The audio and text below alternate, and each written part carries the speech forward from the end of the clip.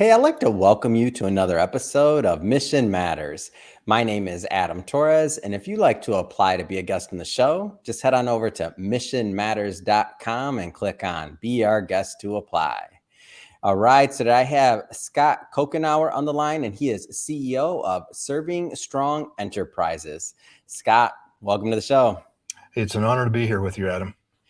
All right, Scott. So today's topic, first off, I'm a big fan of it. I think especially over the last couple of years, as we've all kind of gone online, we are all, to a certain extent, we're all connecting in different ways, figuring out different ways to be of value in the marketplace.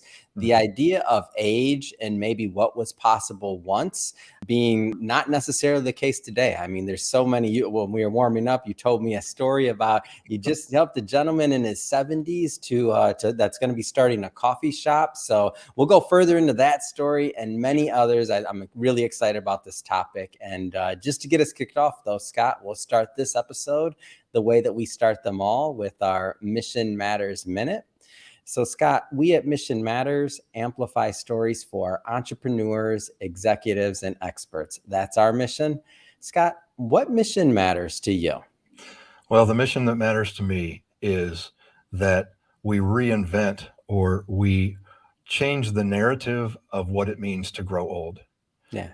To not grow old, to not decline in isolation and fear, but to grow up and to make the fourth quarter, which we'll talk about later, our greatest quarter of life.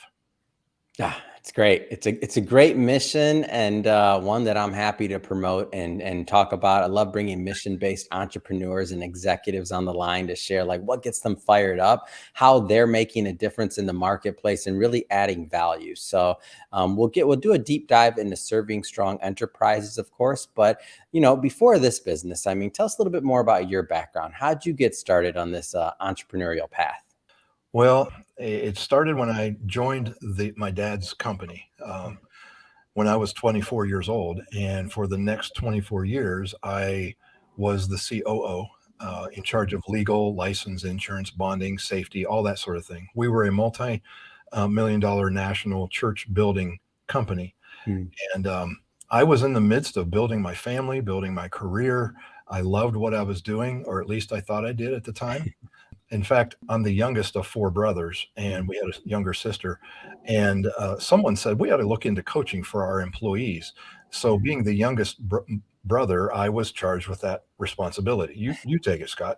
And so I investigated coaching and fell in love with the whole dynamic. This was back in the early 2000s, and in 2007, I actually started coaching people on the side, as well as being a COO. Now, and 2007 is when I started all that, but then 2008 occurred. And I know that your listeners don't have to think long and hard about what I'm about to say, but the downturn in the economy really affected us. It was a third of three major downturns financially that we had experienced. We survived the first two back in the past. But this one's a little bit different. We were noticing that it was difficult to rebound. So fast forward to 2013, the board of directors elected me as CEO to reinvent our company because we had to do something different. So I engaged in a lot of whiteboards. I would fill a whiteboard, then I would take a picture of it and I'd wipe it off and fill another one. And over time, we began to develop a new way of doing things. And we had early success. However, cash flow caught up with us. And in June of 2015, we had to close the doors. Even though we had $20 million of backlog under contract, we had to close the doors. And I was a 50-year-old without a career. So that's significant. That threw me into what I call a cave. In the hero's journey, you get into the cave, and that's where transformation takes place. I wrestled with self-doubt and identity crisis. I threw myself into coaching, and it wasn't long before a new friend came along and had more belief in me than I did. He hired me, and I became his coach. I became his consultant, and we've been doing that ever since. 2016 is when we started that. So I owe a lot of gratitude to that individual. What a story. And as I think about like what you went through, and, the ups and downs all the way from, your early 20s to really cutting your teeth in business just in general, right? And then being put, at the forefront of really running the company and thinking about how you could turn it around, how you could, change the narrative, right? Right. And then ultimately, when age catches up with you, or we'll talk about what that even means, because in the past, maybe being 50 at that exact point may have meant something different than maybe it means now in terms of opportunity and what individuals can do. But now you're faced with this task of like, what's next? And you're kind of in the cave, you're in the cavern, or however we want to say it. And I want to stay there just a little bit longer. And the reason why I want to stay there a little longer is because, over the last couple of years, so for everybody watching this into the future, we're recording this in 2022. So we're, last couple of years, there's a lot of businesses that maybe haven't fared quite as well, or maybe they had to shut their doors, or maybe they had to reinvent themselves or pivot or find different ways of adding value to the marketplace to stay afloat. So some people that are maybe in that cave right now. What kind of things would you tell them? Like having experienced it yourselves, what kind of things would you tell them? Well, I first of all, I would say get out of your own head. Hmm. That's the single greatest thing. I pulled from the whiteboarding that I had done, and began to just really, I needed somebody to pull the stuff out of my head. I didn't do it. In fact, for 4 years, I really, really struggled. And I believe that could have been shortened had I had someone to help me download everything that was going on in my head, because I was too close to everything. And I was going through my own sense of isolation. And I just, you can't be strategic. The locus of control is outside of you. You're being controlled by all the circumstances. I wrestled with a lot of anxiety and fear.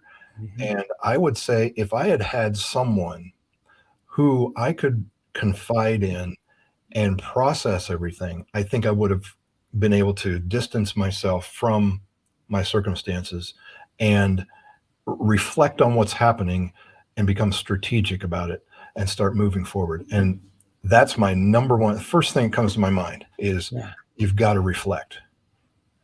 Yeah. And I, for those that have been listening to this show for a long time, they know that what I'm about to say. You can't read the label when you're sitting in the jar.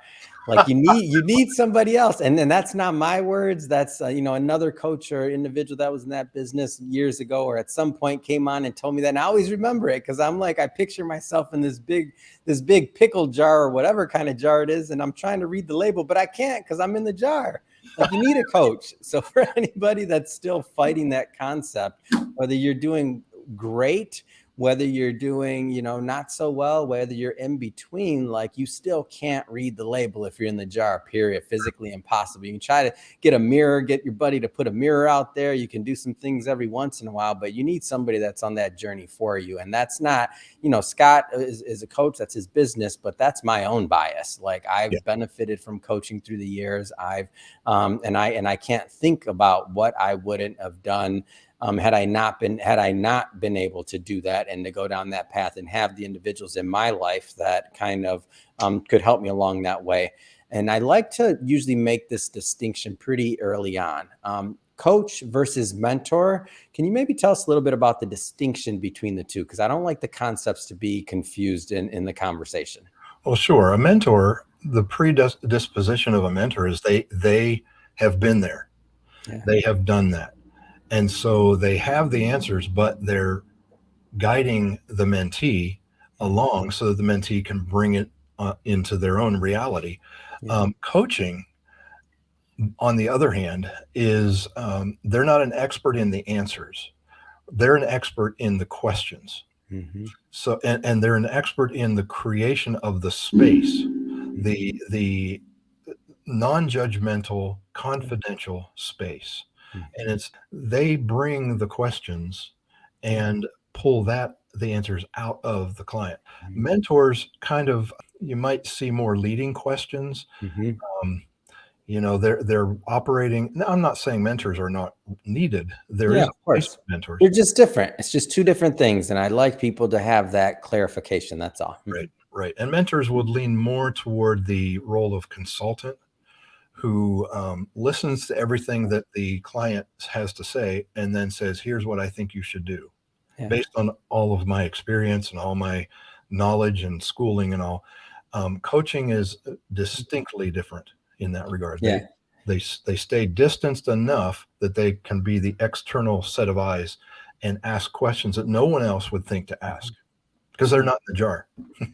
And what I like about coaching too is that it's a more formal relationship. So mentors are many times doing this because, you know, obviously they have some value, they have some things that they want to share. But a coach, they're bought in with you. Like there's a commitment from both on that journey for some type of result. You're not. It's like you're going to, you know, playing basketball and you're in high school, right? The coach is there, of course, to groom the, you know, the athletes and hopefully to mentor them on their way on their path. But the coach is there to win. Like the coach is there in a bought-in relationship for, in that case, with my example, they're of a basketball game, they're there to win. They have a job to do, and the kids are there to win too. Like that's the goal. So you're aligned on a common goal versus just giving some advice because maybe you've played basketball in the past, right? Right. There are two things that I do when I coach people. We forward the action and we deepen the learning at the very same time. So you're going further, faster, deeper. And so just like the basketball coach, the scoreboard is the scoreboard, right? But there's also building character along the way as well. So you have a pretty specific niche, and I'm kind of curious about how you came about this, and for the individuals that you work with. So helping individuals, you know, in their 40s and 50s, really prepare for their 60s and 70s and beyond. Like, how did you kind of settle on this niche and this particular population that you wanted to help? Well, I can sum it up in a word: awakening. Uh, we all have an awakening at some point in our life. And by that, what I mean is the meaning of life really begins to come front and center. It happens different ages. Typically, it's in our 40s and our 50s. You've probably heard of the midlife crisis, which has been documented to be around in the 40s and 50s, give or take a decade. Awakenings can happen as a result of something that happens outside of you. Yeah. Like in my case, being a 50-year-old, and that I was smack in the middle of the 40s and 50s. And it was imposed upon me.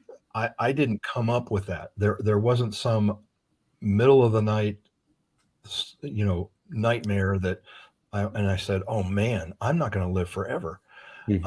My situation was, my awakening was a result of a life disruption. And I've discovered over the several years since that I'm not alone. There are a lot of people my age, and I'm 57 now. There are a lot of people my age who are having their own awakening. Yeah. And there's nothing wrong with that, but what do you do with it? And so I mix all the coaching that I've done, the experiences I've been through, and I said, there needs to be a process so that you can take this awakening and you can make it work for you rather than against you. And then that's what's been my commitment ever since. It kind of goes back to that. If I had someone that I could confide in when I was going through that awakening, I've committed to be that person for others. Yeah. Here's the other thing: the baby boomers, and I love them. There's a lot of baby boomers that are part of my life, and I've learned a lot from them. But by and large, their narrative of aging is not a very pretty picture. I mean, it's decline, it's isolation, loneliness, irrelevance, all these sorts of things. You know, the whole concept of retirement, you know, and retiring into the garden and just oblivion, riding into the sunset. All of these images come from, and I'm probably going to make a lot of baby boomers mad, but generally that is the narrative. And I've got that burns me up. There's so much more available now than there ever was before. And we have all the ingredients that we need to grow up, not grow old. Yeah, and like just sticking on that topic a little bit longer. So thinking about what the old narrative was, right? So you work for a company, maybe X amount of years, you retire with the gold watch. Mhm. Maybe the life expectancy wasn't quite as long for some previous generations, right? So the idea was you get a solid, 10, 15 years of retirement, maybe have some supplemental social security, maybe have a pension. Then the whole world changes. We no longer have pensions for the most part. We have 401ks. That baby boomer generation being really the first generation to feel the brunt of not necessarily planning for retirement because they were going off a model that their parents were working on, which was the pension model that was switched kind of under their feet. So then you look at it now and you say, okay, maybe you were a business owner, maybe you didn't, but you're getting towards that quote unquote retirement age, whatever that means, right? Right. And you're Absolutely. counting the pennies or counting the dollars to figure out what your retirement and the rest of your life's going to look like that is a depressing narrative, and you're kind of told that you're pretty much doing the. And I was a financial advisor in finance for almost 14 years, so I let's just say I've created hundreds of financial plans for baby boomers through the years. So that concept of what's next always was in my planning process of like, okay, but you're going to be very young. Like, what are you going to do next? Like that was a part of it Right. because you can only play golf or do certain things for so long before you just feel like, what's next? Like that drags on, when you're doing it for 20, 30 years. So it's like, what's next? So That's this whole idea and concept with your model that you've brought to the table, just being pretty specific, saying, hey, there's a whole nother life, regardless of what you've done in the past. It might be a second career. There could be other things you're doing. Even if you did do financially well, it still becomes a question of like, what's next? right. Absolutely. What's next? Let's pivot. Let's reinvent. The word retirement really isn't a part of the vernacular that I Hmm. work with my clients on. Yeah. Retirement means giving up. And I Hmm. know that's not the case for the baby boomers. That wasn't an intention. They didn't wake up and say, okay, my first day of retirement, I'm going to start dying now. Yeah. But it's just a different concept. It's pivot. What can I Hmm. do now? How can I leverage all of my experiences and do something? A lot of Hmm. people going into their fourth quarter are volunteering and Hmm. finding their purpose. Yeah. All right, Scott. So you mentioned fourth quarter more than once. I want to break down that narrative. So tell us a little bit more about what that fourth quarter concept means. Sure. So take a look at the average lifespan of an American male Hmm. and take into account all the different gender and the location and all that. But if you were to say it's 78 to 80 years, break that 80-year lifespan into 20-year segments. The first quarter is our first 20 years. I call that our learning quarter. We're growing, we're being nurtured, we're going to school. The second quarter are your 20s and your 30s, and that's the building phase. Hmm.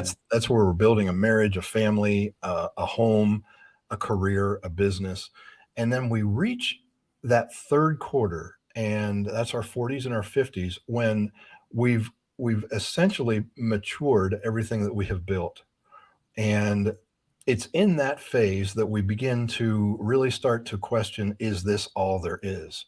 Hmm.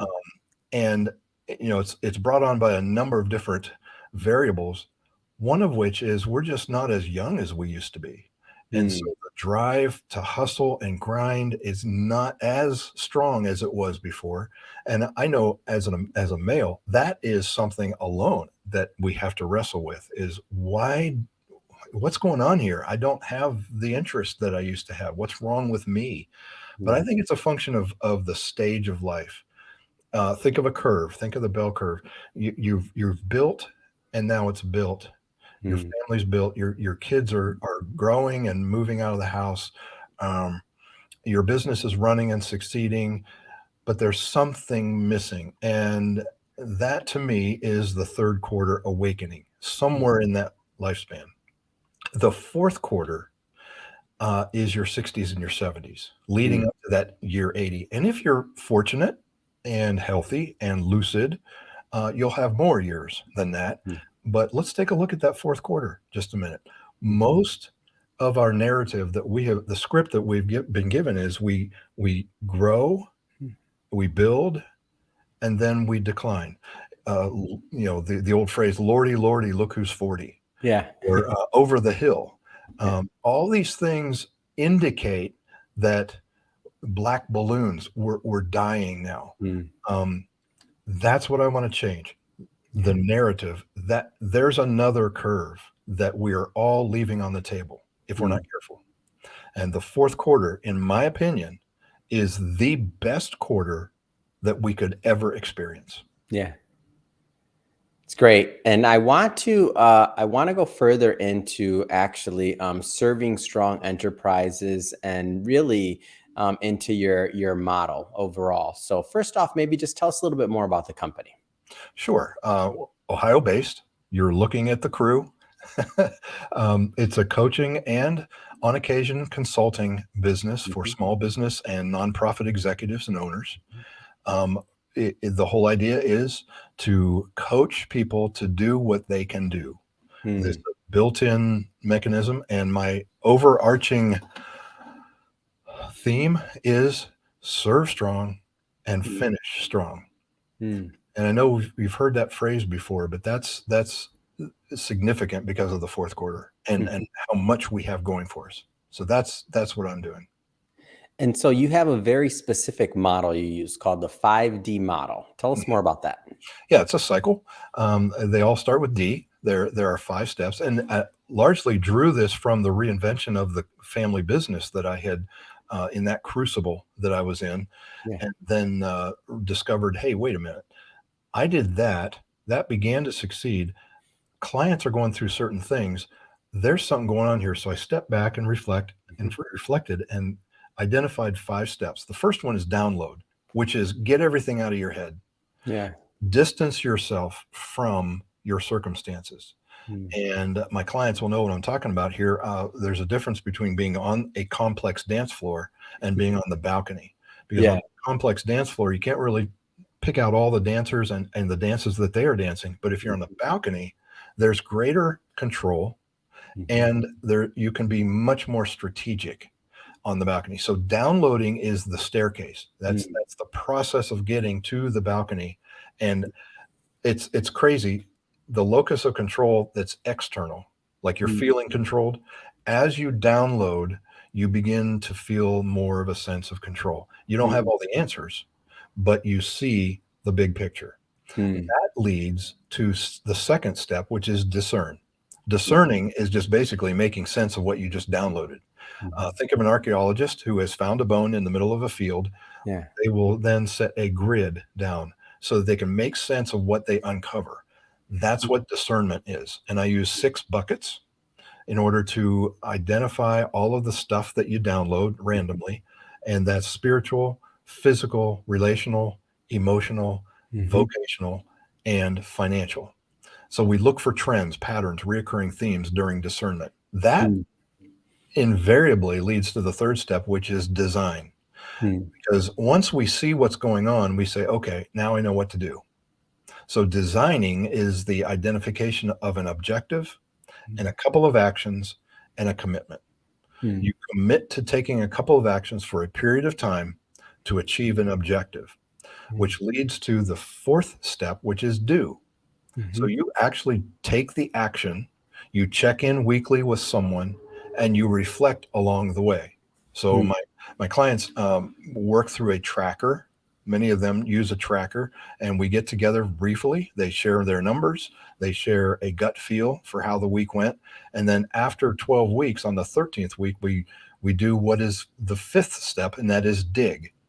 And this is the most significant step. Otherwise, it's just a reoccurring hamster wheel. You just go through life and process it and process. You go through the same problems. But the dig phase prevents that from happening because it's an intentionally stepping back, asking yourself, what have I learned about that period of doing? And how can I leverage that learning for the next round of activity? Yeah. And so it's iterative, highly iterative. There is built-in margin for flexibility. And it's just like whiteboarding a business reinvention. You are constantly whiteboarding and reinventing and pivoting along the way based on what you know. It's not a helter-skelter, go all over the place. you are literally grounded by the previous 5D cycle. Mm-hmm.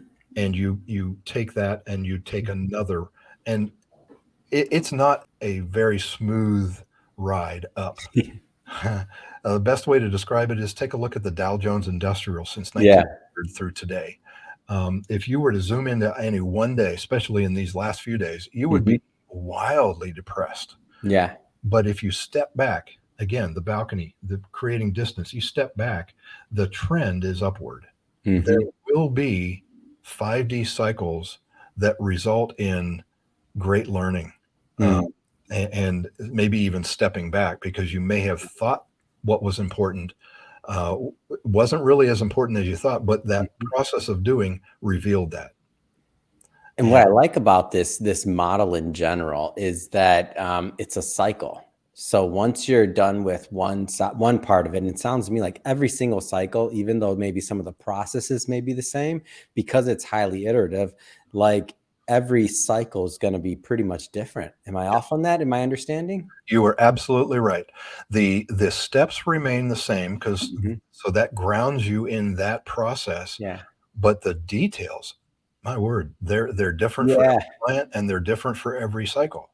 And in my opinion, it's also probably different for like different stages in life where somebody's at, like everything, the external factors, the, family, personal, like business, like all of this is going to affect some of the outcomes, but it gives you a unique vantage point that allows you to plan, reiterate, and allows you to pivot, allows you to make adjustments along the way. It sounds like, am I off? That is exactly right.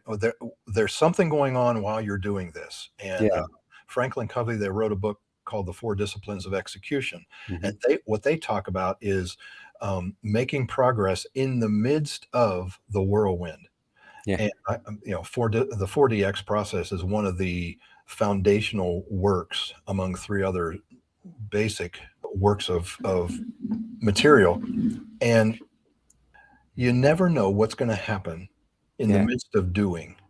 So a lot of, there are some clients who will reflect on the do phase, and in their digging, they'll realize that they were sideswiped by an event, and they had to deal with that. So we do a lot of life rhythm.